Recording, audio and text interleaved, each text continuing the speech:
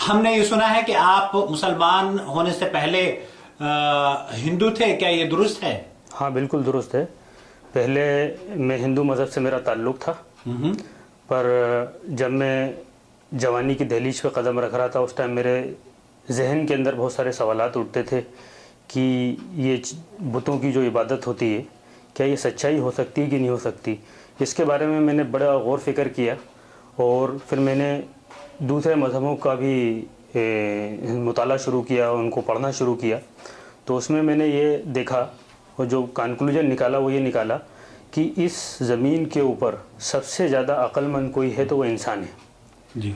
और अक्लमंद इंसान जो है वो अपने से कम अक्लमंद चीज़, जैसे पत्थर हैं या जो इंसान अच्छे इंसान दुनिया में गुजरे वो मर के चले गए, या दूसरी और चीज़ें जो दुनिया में आज मौजूद नहीं हैं, सूरज, चाँद, सितारे, ज़मीन, आसमान, ये सारी की सारी से ज़्यादा कीमती अक्लमंद इंसान को पैदा किया गया है। इंसान सबसे ज़्यादा अक्लमंद है, तो वो अपने से ज़्यादा कम अक्लमंद चीज़ के आगे सजदा कर रहा है। इस चीज़ ने मुझे आगे पहुँचाते पहुँचाते मैंने Bible, old testament, new testament पढ़ा, उसके अंदर भी मुझे करप्शन नज़र आया।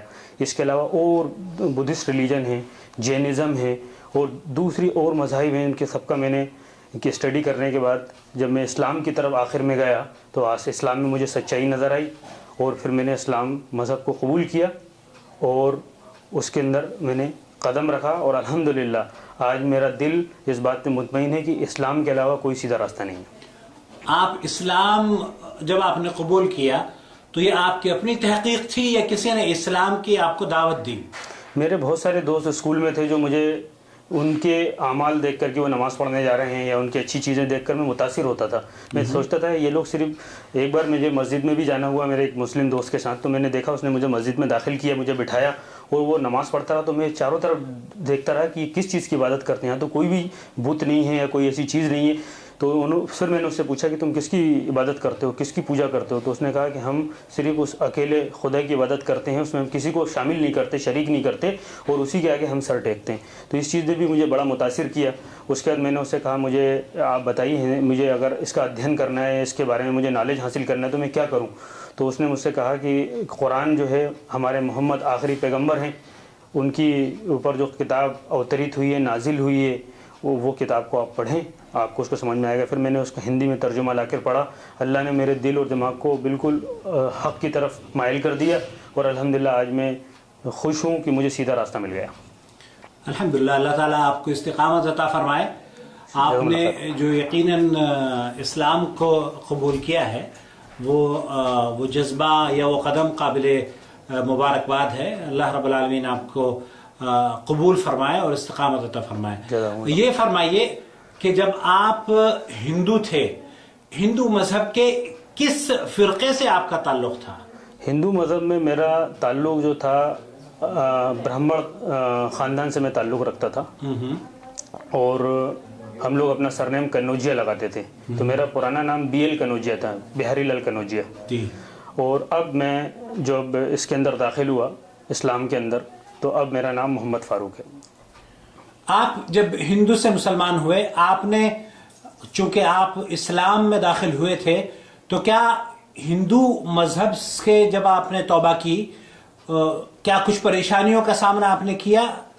बहुत सारी परेशानियों का मुझे सामना करना पड़ा, क्योंकि जिस मज़हब के अंदर आदमी होता है तो उसका ताल्लुक़ सिर्फ उस शख्स का सिर्फ मज़हब से ही नहीं होता। मेरे माँ बाप, मेरे भाई बहन जो उसी मज़हब को फॉलो करते चले आ रहे हैं, उनके बीच में इंतशार पैदा हो गया कि मेरे पर बहुत सारे शक किए गए कि हो सकता है किसी लड़की के चक्कर में ये मुसलमान हुआ हो और किसी ने इस पर जादू टोना कर दिया हो। तो मुझे बहुत सारी परेशानियों का सामना किया। मुझे घर वाले बहुत बड़े बड़े बाबाओं के पास लेकर गए और उन्होंने मुझ पर झाड़ा फूकी करी, बहुत सारी चीज़ें करी। उन्होंने कुछ राख मुझे खाने के लिए, पीने के लिए दी, सब चीज़ें। मैंने अपने माँ बाप का दिल नहीं तोड़ा। मैंने जो भी मुझे उस वक़्त कुरान याद था कि जब आदमी को कुरान याद होता है उसके दिल को कोई भी चीज़ नहीं बदल सकती। जब अल्लाह जिस शख्स को हिदायत दे दे, सीधा रास्ता बता दे, उसे कोई चीज़ बदल नहीं सकती। तो अल्हम्दुलिल्लाह मुझे माँ बाप जहाँ भी ले जाते थे मैं उनके साथ जाता था। जिन लोगों से उन्होंने मेरी डिबेट कराई उन लोगों से मैंने डिबेट भी करी और हर जगह मैंने फ़तह हासिल करी अल्हम्दुलिल्लाह। उन्होंने जो कुछ मुझे पीने खाने के लिए दिया मैंने उनके सामने बिस्मिल्लाह कर कर और जो ये कुरान याद था उसको पढ़कर मैंने खाया। अल्हम्दुलिल्लाह कुछ नहीं हुआ। आज मेरे माँ बाप मुतमईन है कि मेरा लड़का सीधे रास्ते पर है। मैं उनके सारे हुकूक अदा कर रहा हूँ जो पहले नहीं करता था, जो इस्लाम ने मुझे बताया कि तुम्हारे माँ बाप पे तुम्हारे हक़ है, अगर वो इस्लाम कबूल ना करें तब भी उनके साथ आप अच्छा मामला करो। तो मैंने उनके हुकूक पूरे करना शुरू कर दिए। तो मेरे माँ बाप आज मुझसे बहुत ज़्यादा मोहब्बत करते हैं। आपके अहल खाना में से वालिदैन में से किसी ने इस्लाम कबूल नहीं किया या किसी और रिश्तेदार ने? अभी मेरे रिश्तेदारों में से किसी ने कबूल नहीं किया। मैं उनके सामने हक बात रखता हूँ, हक बात तस्लीम भी करते हैं कि आप हक पर हो, सही रास्ते के ऊपर हो। पर मैं इस बात का इंतज़ार कर रहा हूँ कि हिदायत तो अल्लाह के हाथ में है। इंसान का काम है कि उसको हिकमत के साथ दावत पहुँचा देना। तो अभी न वो सारी ज़मीन नरम हो रही है। मैं धीरे धीरे कोशिश कर रहा हूँ, दुआएं कर रहा हूँ, मक्का में दुआएं कर रहा हूँ मेरे माँ बाप के लिए, अल्लाह उनको सीधे रास्ते पर ले आए ताकि हम सारे के सारे लोग एक साथ जन्नत में जाएँ। आप क्या शादीशुदा हैं? जी हाँ, मैं शादीशुदा हूँ माशाल्लाह। मेरा एक बच्चा है अभी। आपकी अहलिया के बारे में क्या, वो बाय बर्थ मुस्लिम है या नहीं? वो बाय बर्थ मुस्लिम है और उनका ताल्लुक उनके अब्बा जो थे वो देवबंद के बड़े उलेमाओं में से हैं। और माशाल्लाह ये है कि अब मैंने अपनी बीवी पे भी काम किया माशाल्लाह, उनके सामने हक़ रखा और उनके समझ में आया और उन्होंने माशाल्लाह हक़ को कबूल कर लिया है। और अल्हम्दुलिल्लाह उनके अब्बा का इंतकाल अभी 1 साल पहले हुआ है। और अल्लाह अगर मुझे टाइम देता और वक्त देता और वो हयात होते तो मेरी ये नीयत थी कि मैं ज़रूर जो है उन तक भी हक बात पहुँचाने की कोशिश करता। और उसके बावजूद भी मैं आने के बाद वो ज़ईफ़ थे, काफ़ी बीमार थे, मैंने उनकी तरफ से हज भी किया माशाल्लाह। हिंदुइज़्म से किसी को दावत देने में आपको कामयाबी मिली है? मेरे बहुत सारे दोस्त, कम से कम मैं 8-10 लोगों के नाम बताना चाहूँगा जिन लोगों ने माशाल्लाह मैंने उनके सामने हक बात रखी। 10-12 लोग इस्लाम कबूल कर चुके मेरे हाथ पर अल्हम्दुलिल्लाह। और जब भी मैं हर साल जाता हूँ तो मैं मेहनत करता हूँ और इंशाल्लाह 1-2-4 लोग इंशाल्लाह इस्लाम के अंदर दाखिल हो रहे हैं। और मैं उनके सामने जो बात रखता हूँ यही रखता हूँ कि जब मुझे ये बात मालूम चली कि हिंदू मज़हब की किताबों के अंदर भी मोहम्मद सल्लल्लाहु अलैहि वसल्लम की पेशन गोइयाँ दी हुई हैं। ये एक किताब है इनके यहाँ पुराण, भविष्य पुराण के अंदर प्रति सर्ग पर्व 3 खंड 3 अध्याय 3 में एक श्लोक है, लिंगित छेदी शिखाहीन सरमशुधारी सर्वभक्षी उचालापी जनोमम तस्मान मुसलवंतो कुशेरियु भविष्यति।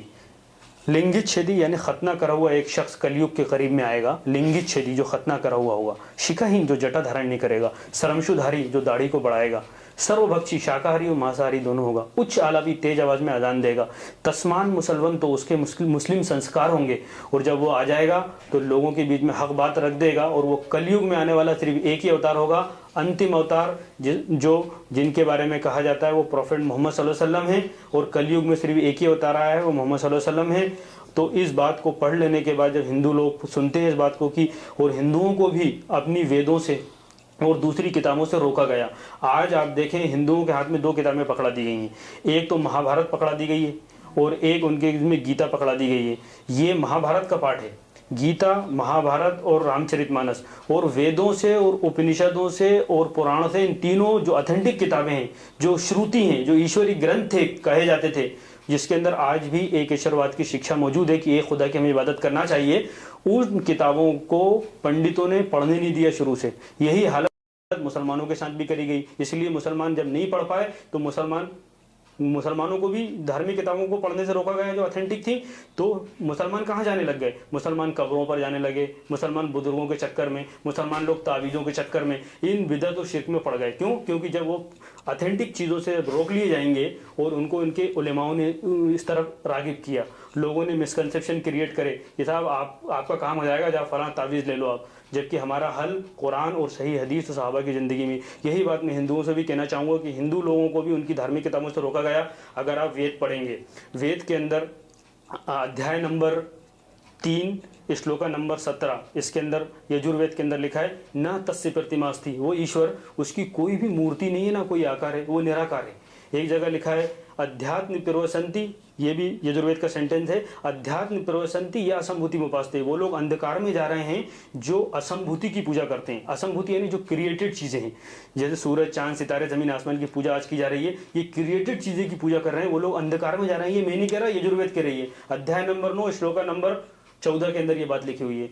तो जो लोग क्रिएटिव चीजों की पूजा करते हैं वो अंधकार में जा रहे हैं, और आगे लिखा है वो लोग और घोर अंधकार में जा रहे हैं जो संभूति की पूजा करते हैं। पहले असंभूति था, अब संभूति है। संभूति मतलब वो चीजें जो हम अपने हाथ से तराशते हैं और उनकी पूजा करते हैं, वो लोग और गहरे अंधकार में जा रहे हैं। ये वेदों के अंदर लिखा है। इस चीज ने भी मुझे मजबूर किया इस बात को सोचने के लिए कि हमें एक ही खुदा की बात करना चाहिए। और देखें आप, हिंदू मजहब के अंदर राजा राम मोहन राय, रामकृष्ण परमहंस, स्वामी दयानंद सरस्वती, रामकृष्ण परमहंस, ये बड़े बड़े जितने भी लोग गुजरे हैं रिफॉर्मर, इन्होंने कभी भी मूर्ति पूजा नहीं करी और कभी भी नहीं कहा कि तुम मूर्ति पूजा करो, क्योंकि मूर्ति पूजा की शिक्षा हिंदू धर्म में कहीं मौजूद ही नहीं है। अगर कोई साबित करता है, कोई, मैं चैलेंज करता हूं कि हिंदू धर्म में मूर्ति पूजा नहीं है। हिंदू धर्म के अंदर एक खुदा की इबादत करना है, और जब वो सच्चा हिंदू है, वो शख्स सच्चा हिंदू है जो इस बात को सोच ले कि हमारी किताबों में एक आने वाले आखिरी अवतार का जिक्र है, तो वो जब तक हिंदू बन ही नहीं सकता जब तक वो आखिरी अवतार को ना मान ले, जिनका कलयुग के लिए मोहम्मद सल्लल्लाहु अलैहि वसल्लम का नाम मैंने ये श्लोक पढ़ के आपको बताया।